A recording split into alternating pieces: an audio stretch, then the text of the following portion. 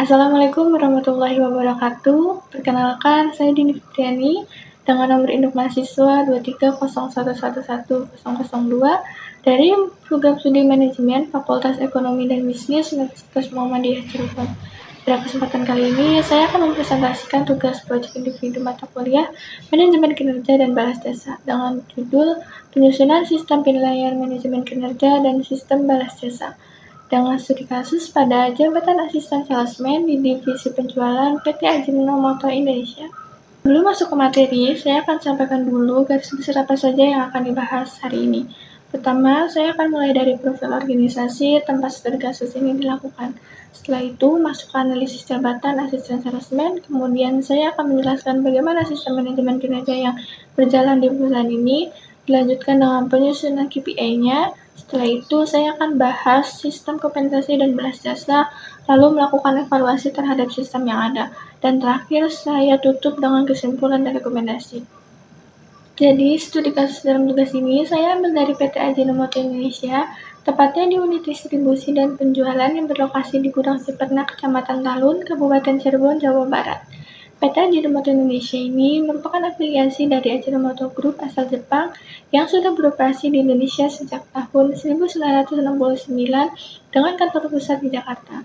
Bidang usahanya bergerak di manufaktur dan distribusi bumbu penyedap serta produk pangan berbasis amino sianse, dengan beberapa merek yang mungkin sudah tidak asing lagi buat kita, seperti Ajinomoto, Masako, Sajiku, Sauri, dan Mayumi. Produk-produk ini menyasar pasar tradisional modern sampai segmen horeca atau hotel, restoran, dan kafe. Nah, kalau kita lihat di sisi kanan, ini adalah gambaran siklus proses bisnis harian di lapangan. Mulai dari absensi dan persiapan perlengkapan seperti printer dan handy terminal, pemeriksaan stok, keberangkatan tim ke pasar atau toko, penawaran produk, sampai laporan penjualan harian dan evaluasi pencapaian target.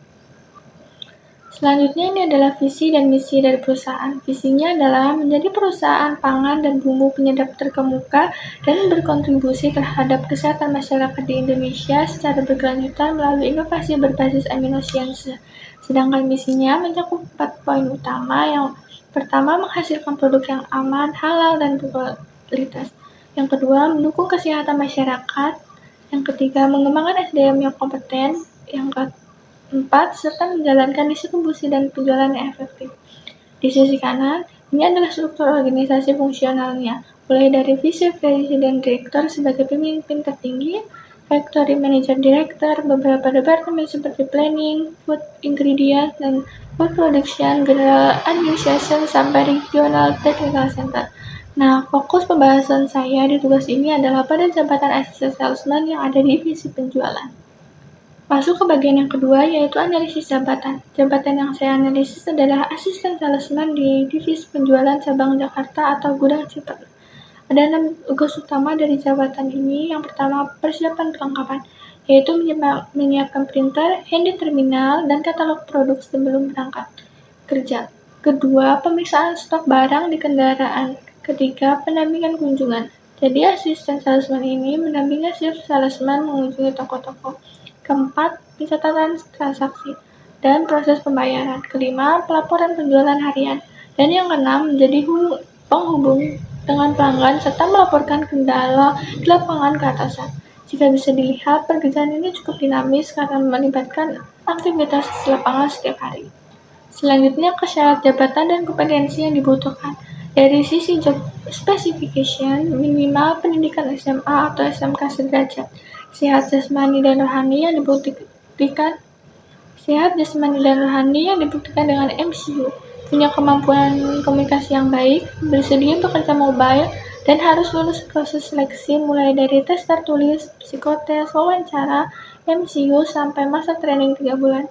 Sedangkan dari sisi kompetensi, ada 5 yang paling dibutuhkan: leadership dan managing people, problem solving skill, teamwork skill, interpersonal skill, serta kejujuran dan ketelitian. Karena posisi ini juga berhubungan langsung dengan transaksi dan uang. Nah, ini bagian yang cukup menarik, yaitu target pekerjaan utama dan realisasinya di tahun 2023. Ada 4 target utama. Yang pertama itu jumlah nota per hari, yang kedua jenis produk per nota, yang ketiga nilai rupiah per nota, dan omset penjualan. Kalau kita lihat realisasinya cukup bagus. Realisasi nota mencapai 126%, realisasi jenis produk per nota 128%, dan yang paling menonjol realisasi omset mencapai 124% dari target. Dengan pencapaian ini, predikat akhir yang didapat adalah AA, atau kategori sangat baik dengan total nilai 44. Jadi, secara keseluruhan, kita dari posisi ini terbilang cukup optimal. Sekarang kita masuk ke bagian ketiga, yaitu sistem manajemen kinerjanya. Tujuan dari penilaian kinerja di sini ada 4. Mengukur pencapaian target penjualan secara objektif, menilai kompetensi soft skill tim menjadi dasar keputusan kenaikan gaji dan insentif, serta memberikan umpan balik untuk perbaikan kinerja.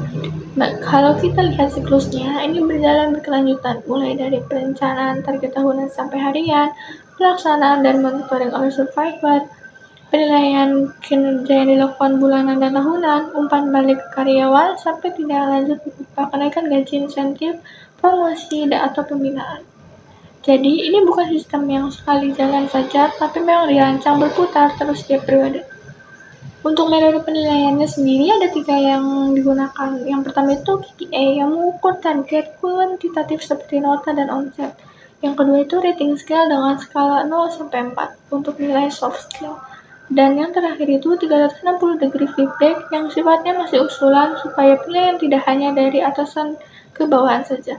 Sementara itu pihak yang melakukan penilaian dan penilai satu yaitu shift elemen atau supervisor lapangan, penilai 2 yaitu pimpinan cabang atau kepala gudang, dan terakhir HRD yang merekap hasil penilaian dan mengkaitkannya dengan kebijakan penggajian.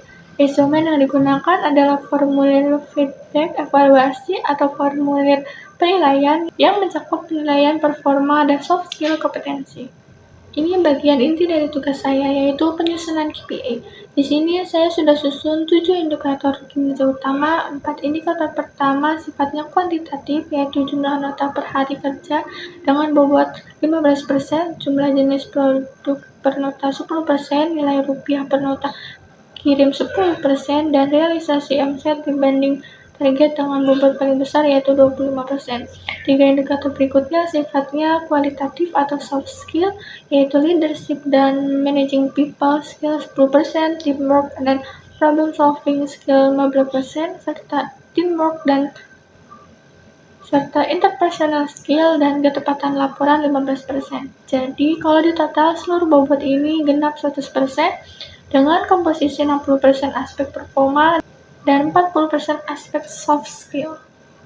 Ini saya juga visualisasikan dalam bentuk diagram supaya lebih mudah dipahami.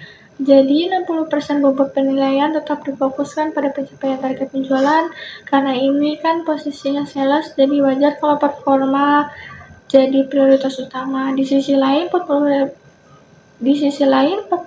sisanya tetap dialokasikan di soft skill seperti kepemimpinan, kerjasama tim, komunikasi, dan problem solving. Tujuannya supaya karyawan yang dihasilkan bukan cuma jago capai target, tapi juga kompeten dan profesional secara berkelanjutan. Lanjut ke bagian kelima, sistem kompensasi dan balas jasa. Ada 8 komponen yang saya bahas. Yang pertama itu gaji pokok, mengacu pada UMK wilayah penempatan kerja. Kedua, tunjangan, mencakup tunjangan kemahalan, jabatan, keluarga, transport, uang saku, dan pulsa. Ketiga, lembur, sesuai dengan ketentuan perusahaan dan perundang-undangan.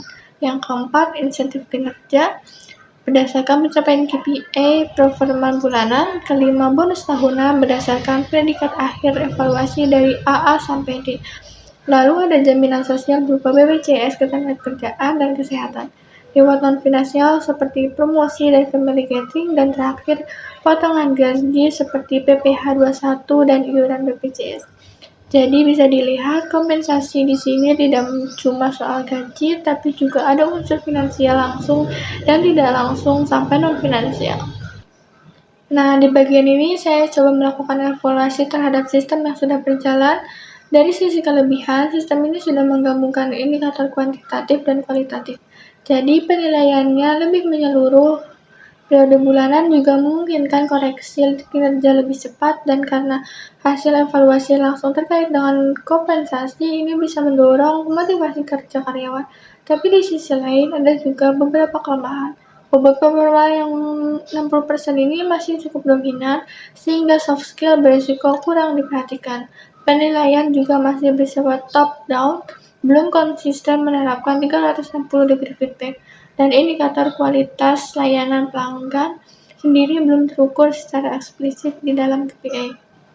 Dari kelemahan yang tadi, saya coba petakan juga kendala dan resikonya, sekaligus alternatif solusinya. Beberapa kendala yang mungkin muncul antara lain validitas data absensi GPS yang bisa terganggu jaringan, keterbatasan waktu supervisor mengawasi tim yang tersebar, potensi bias penilai di soft skill, serta potensi jangka pendek yang terlalu fokus ke angka penjualan.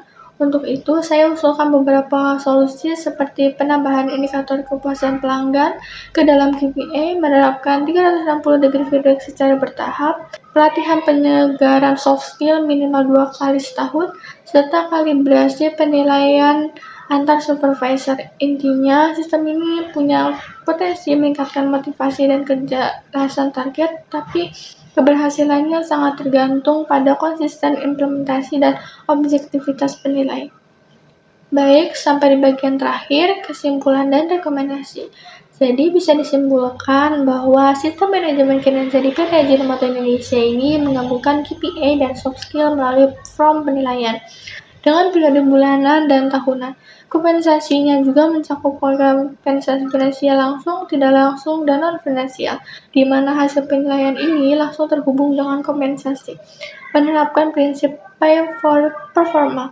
Meskipun begitu, masih ada ruang perbaikan, terutama di bobot soft skill, objektivitas penilai, dan indikator kepuasan pelanggan. Dari situ saya berikan beberapa rekomendasi, yaitu penerapan struktur KPI baru dengan porsi soft skill yang lebih seimbang di angka 40%, mengintegrasikan indikator kepuasan pelanggan, melaksanakan kalibrasi penilaian secara berkala, mendigitalisasi 360 degree feedback, serta menyusun jalur karir yang lebih struktur dari asisten salesman ke chief salesman sampai ke supervisor. Baik, demikian presentasi dari saya mengenai sistem manajemen kinerja dan balas jasa pada jabatan asisten salesman di PT Ajinomoto Indonesia. Mohon maaf apabila ada kekurangan. Saya ucapkan terima kasih dan wassalamualaikum warahmatullahi wabarakatuh.